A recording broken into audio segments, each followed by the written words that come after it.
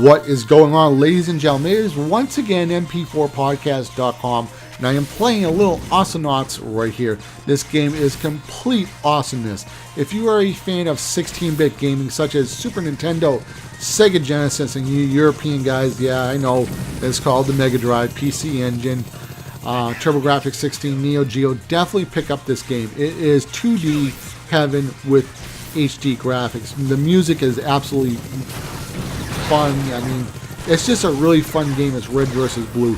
But I'm going off topic. What I want to talk about, does Valve have a secret weapon for Steambox? Now I'm going to say yes. One of the secret weapons is, everybody already knows that the Steambox is coming out in the first quarter of this year. So they're going to be the first next generation console on store shelves. But is that enough to really get people buying the Steambox? You know, they're going to be the new kid on the block, and I'm going to say not really that much.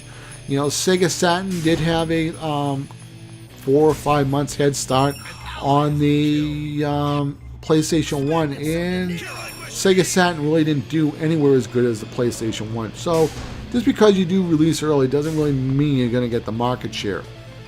Sometimes it does work out for you. Look at the Xbox 360 and then look at PS3. PS3 actually had to do a lot of work to catch up.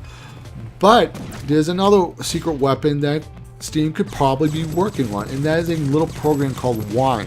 Now, for you guys who are not familiar with Linux and Wine, Wine is a program that sits in between the Linux operating system and a Windows program, and then translates Windows code in real time, so the Linux kernel can run that program.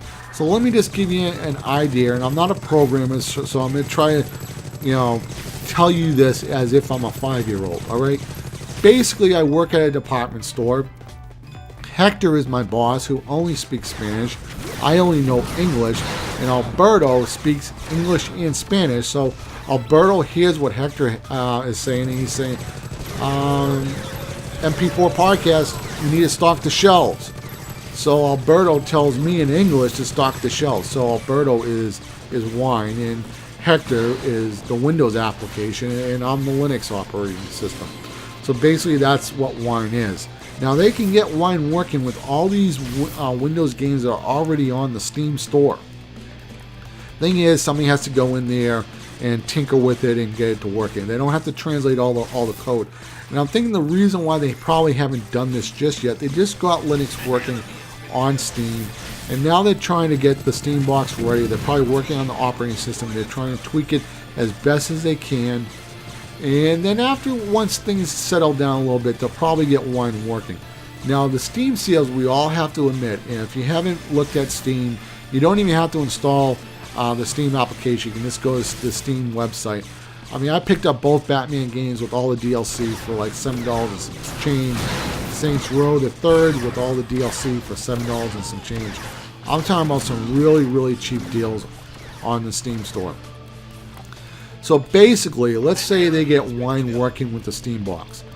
I buy Batman with both Batman games with all the DLC. I can be on the computer, click buy, whatever. I can download it on my laptop, or I can download it on the Steambox. I'm downloading the Windows version on Steambox. Even though the Steambox runs Linux, it's going to run it because they configured it for Wine. Now, of course, a native Linux copy of the game would work the best.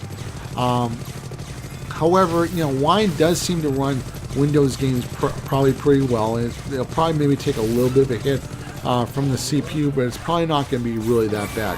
I mean, we see people all the time uploading PC game footage, with screen capture software, and there's enough power left in a lot of these people's computers to even record in 720p, and their videos look pretty well. So there's always a little bit of extra CPU power in the background. So it's not really, I don't think it's really going to take a hit running Wine.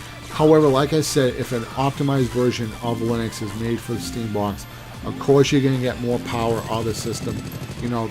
I would probably think, especially Valve's games, and when Valve brings out Half-Life 3, there'll be a native Linux version, a native Windows version, and a Mac version, and they'll probably even optimize that version for the Steambox as much as possible. So the Steambox, I mean, if they get Wine working and once people see the prices that Steam offers, it's game over. Game over. All right. Now I wanted to talk about one other thing. Is when I buy games from the Steam store, they don't seem old to me. Yeah, I know the game is 6 months old, or it's this old, or so on. But I have a different feeling when I go into a department store, and especially GameStop, where you see the used copies.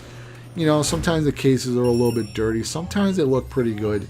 But, you know, you get the stickers on them. They look old, and, you know, you feel like you're buying it because you want to save a little bit of money here and there. Where all the new games are $59.99. The big posters are hanging all over the wall at GameStop. You know, similar feeling a little bit at Best Buy, but not as much really, because Best Buy has they have a section for greatest hits, and they do sell a lot of new greatest hits, but Best Buy is starting to sell used copies as well. But buying old games on Steam, they don't really seem old to me. I mean, I don't get that old feeling. You know, I'm playing Sonic CD right now on Steam. I mean, yeah, I know the graphics are outdated, but, you know, it doesn't seem like oldness to me. I mean, I know it's old. It doesn't look as good as Awesomenauts, like this is amazing 2D, but it has a different feeling. I also have that feeling when I buy apps from from the App Store, Apple Store, or Android store or whatever. I don't get that feeling of oldness. I know it's old, but I don't get like, oh, it's old. You know, I don't want to play it. So let me know what you guys think about this whole Steam thing with Wine. If Valve does get Steam working with the Steam box, you know, would you buy a Steam box that could download Windows games, run Wine, and you know, you get to play on a console, and you get to buy games that are like $5, $2.50. Games that you would normally pay $30 to $20 on, you know, another console, such as, you know, the Xbox 720 or the PS4 when those consoles come out. So let me know what you guys think. I'm really interested, you know, how is this going to play out?